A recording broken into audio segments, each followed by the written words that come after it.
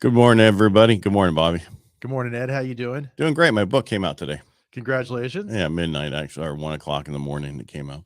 Awesome, man. Yeah, on my way to bestseller. No, I'm an author. I'm somebody now. I think that's excellent, dude. Congratulations. Thanks. I appreciate it. Yeah.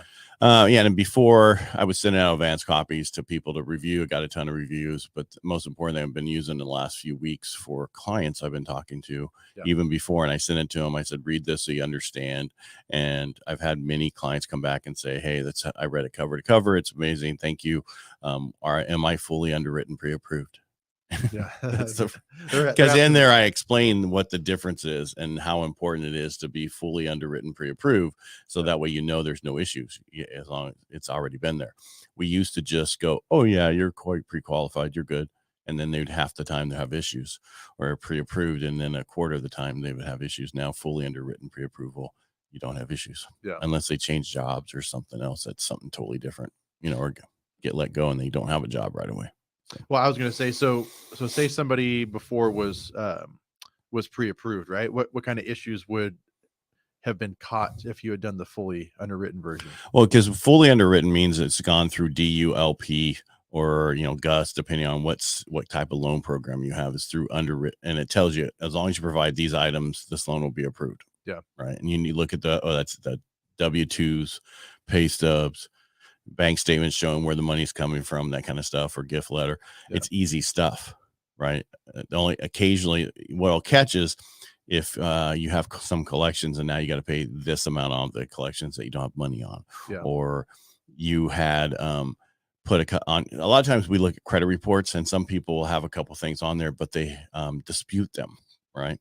And in the disputing process, it doesn't affect your FICO score.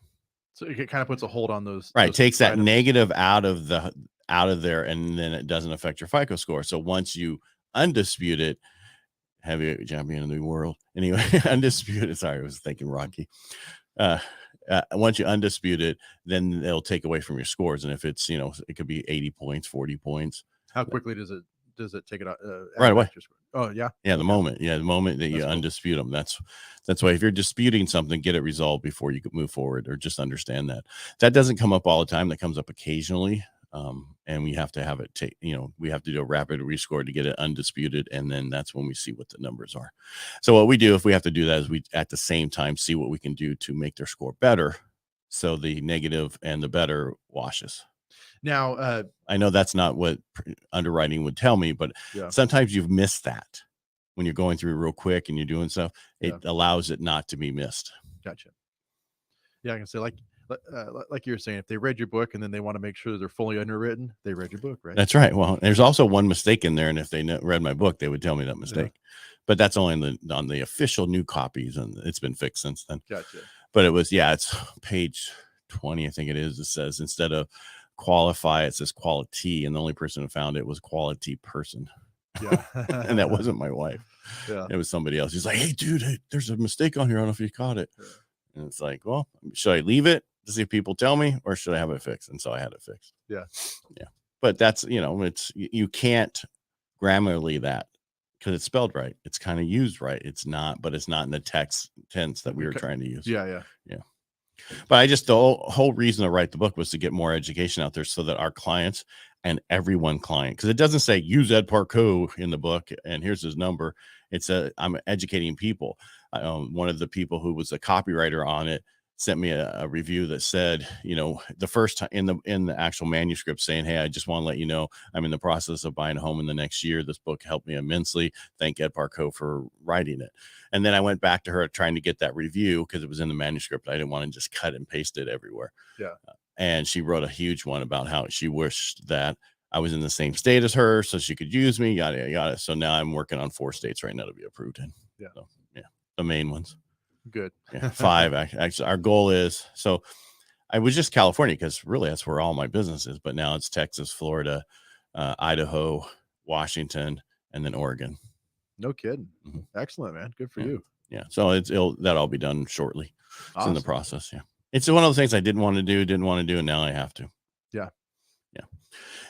So other states I'll just refer right until then. But I'm just saying it's it wasn't the whole reason of writing it wasn't just to get more business. It was to get educated people out there. Because as great as we are, and I'm talking the good loan officers and the real estate agents, there's a time we'll miss something, right? We have a normal spiel. We talk about everything, but then you're like, did I miss that with them? But it was having the book that goes over everything. There's nothing to miss, and they'll ask you questions. Yeah. Well, and I know we always talk about educating folks, right? But Mhm. I love having conversations about real estate, because sometimes even like first time home buyers, they'll ask me some question I never even heard. And it's kind of off the wall, but it's a question's a question, right? Mhm. And I'm always like, that's good. I know that I need to mention that maybe to the next Right. buyer. And that's how it works. You get better over time. Every time I talk about and explain stuff, it's been an objection or something else that I've come across through the process. And now I address it up front, and it's not an issue. Yeah. Right. And that's how it should be. I want all the questions answered as I'm talking, so they will ask new questions, not the same old questions. Well, I mean, provided that they actually answer the questions you ask them, right? Because when you're talking about the DU and LP, right? Yeah, direct underwriting and LP is Freddie Mac, and the other one's Fannie Mae. So, well, and just buyers disclosing stuff, right? Reminds me of that transaction we had. I think it was last year, where the guy had co-signed on the house for his sister-in-law. Yeah, and almost killed the deal. Yeah, yeah, because it was actually it was the house that he had with his ex, and she bought it, but he stayed on to make sure she could qualify. Gotcha. Okay. But it was in the process of him she was already in the process of getting him off. So that was okay. Yeah. But yeah, you never know. Yeah. And this way people can plan. And that's what it's all about. It's just planning. So it's an easier process. And that's one of the things that lady, the editor, said, now she can plan, understand the process and plan for their purchase. Yeah. Yeah. Well, and I mean, the more prepared that everybody is going into transaction, the more likelihood it's going to succeed, right? Because we've been seeing a decent amount of back on the markets. Really? Yeah. Wow. And a lot of times it's buyer performance. I had one of my listings go back on the market twice. Wow. For performance issues, right? I had nothing to do with the house. ED issues? Huh? They don't have Ed. Oh. It's ED, get it? It's the performance issues. Oh. So I changed it to Ed real quick. I haven't had my second cup of coffee. Yeah, I have. Well, I need more today. Yeah. So this week. Before I forget, so I have on here getedsbook.com. That works for a lot of people. Sometimes people have very high protection, and they're like, they have Google or some of the stuff that they go through Chrome or what, and it'll think it's phishing. So if you can't get there, just go to my website at parcaut.com and go to the book page, or go to Amazon Direct and just remember how to spell my name. Yeah. And it's Financial Freedom, Building Personal Wealth Through Homeownership. I should have the book in here, but you can't really see it with these lighting. Yeah, I was gonna say, man, we just got to get one on a shelf right behind you, right? I do in my other office. Yeah, because I now have another one. I do a lot. This is the studio where everybody comes in. When it's just me by myself, I have a backdrop and everything. Yeah. But anyway, anything else you want to go over? Because I think you were going to ask me. We were talking before the show. What do people need to know or have for me, right? Or for somebody who's going to qualify them? Yeah. So for somebody who's a first-time home buyer, probably has no idea what kind of documentation that they need. It's simple. So there's one way where you need nothing, but you got to you got to log in and give out and put in all your passwords and stuff, which 99% of the people say, I don't want to do that because now I got to change all my passwords and then remember the new one. Yeah, I don't. It's funny because everybody thought everybody's going to want to do it because they're so used to it. No, everybody's like, no, I don't want to do that. The other way is we just need 2 years W-2s. If you're we're just going off first time home buyer who's a wage earner, not a self-employed. Yeah. 2 years W-2s. That's the last 2 years. Pay stubs for the last 30 days, and then 2 months of bank statements for where the money's coming from for your down payment or closing costs. Yeah. And a copy of your ID. That's it. Easy peasy. Yeah. And and then like I said before, we do a soft pull, and we're able to underwrite it now still with that soft pull. And then as we get closer, and as you do these things we talked about, opt out, pre-screened, go there, opt out, so that you can get out of the credit things that they sell to the different places to call you, and then go to the do not call list. But that takes 31 days. So by the time you're got all that done, when we run the hard pull at the end, you won't be bothered. Yeah. Like I say, that's not to mention all the scams you get after you close, Oh, right? dude, yesterday my EBT card wasn't working according to the text I got. Yeah.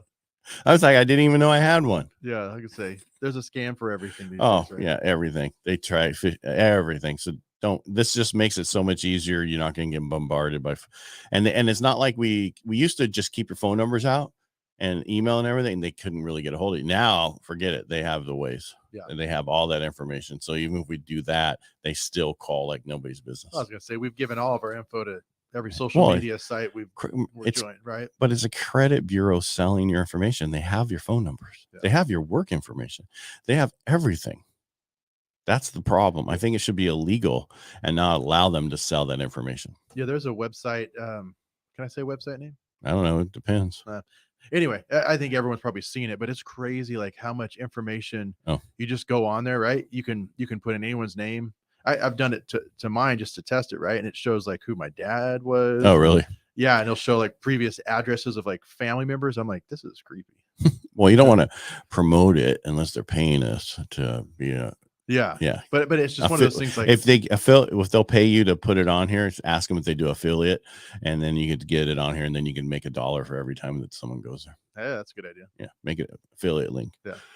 All right. Again, today is Tuesday. Go out there. If you what I didn't tell people is we're doing a 99-cent thing for if you're into the ebooks where you're on the Kindle.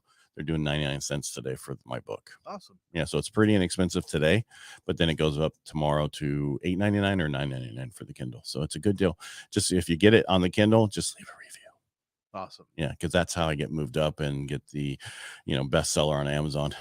That'd be excellent, man. Well, I was already pre-sales. I was number 2 on something else. So nice. And it wasn't like one of those kids buying homes at 30, categories. Yeah. Because that's what I don't know if you understand, but Amazon bestseller, they push you down to these categories so that you get it automatically. It's like, I don't want that. Yeah. I like the other one, business buying a home, being number 2. That's perfect for me. That's where I want to stay. Yeah. Yeah. All right, Bobby, thanks for coming in. Thanks for letting me talk about me. Of course, Ed. No, that's great, man. I'm proud of your book. Thanks. Well, we'll get you some. What I've been telling a few agents is don't buy one for every client. Just get like 5 books, right? I'll give you a deal on it. Don't worry about it. And then just lend them out to the same over time. And that way they have to bring them back and that they read them. There you go. And it's just that way you can make sure that your people are knowing that they've read it, they understand it, and then they'll have the questions for you. Yeah. Right. And more educated buyers makes it a much easier transaction, period. And even sellers, because some people go, well, I already own a home. Why do I want it? Well, you don't know everything about credit, how to make sure your credit's good. So when you go to sell your house and buy something else, your credit's where it needs to be. Yeah. Right. And I even have a budgeting part in there, how to help you understand budgeting and stuff like that, because it's important not just to go off of what I tell you can buy a home for. You got to be okay with that payment. Yeah. And I think that's the biggest issue for most people is they listen to us instead of understanding. So yeah. Well, and sorry, I know we're about to sign off, man. We're but, good. What people can afford, I think they'd be surprised, right? Right. Like depends on how much you want it, because I think everybody can free up, discretionary income in their budget if they really say, you know what, I don't think I need to go out and eat twice a week. I mean, especially now, geez Louise. I know, but there's a lot of stuff that you can change how you give to certain things too while you're buying your house, and then make some changes, whatever down the road, give more time, more instead of dollars, whatever it is. It depends on how badly you want a home and what you're willing to move around. Yeah. And like, just because I say you can afford this payment, you might say I can't afford that payment. Well, sometimes $300 different than your rent, or 500 or 700 sounds like a lot, but after a couple of months, it's not a big deal if you rearrange some numbers. Yeah. And plus it's an investment now, not a cost. Right. Yeah. That's the difference. It's an investment in your future, which you need to do now, because the biggest bubble that's happening right now, everybody's like, there's a bubble. It's the bubble of opportunity is going away right now. It's huge. It's here right now and it's going away. So you need to jump on it before it's gone. You all right there, Bobby? Yeah. All right, everybody, make it. I didn't mean to scare you. No, that's all right. All right, make it a great day. Thanks for showing up. Thank you for watching, Bobby. Thanks for being here. Thank you.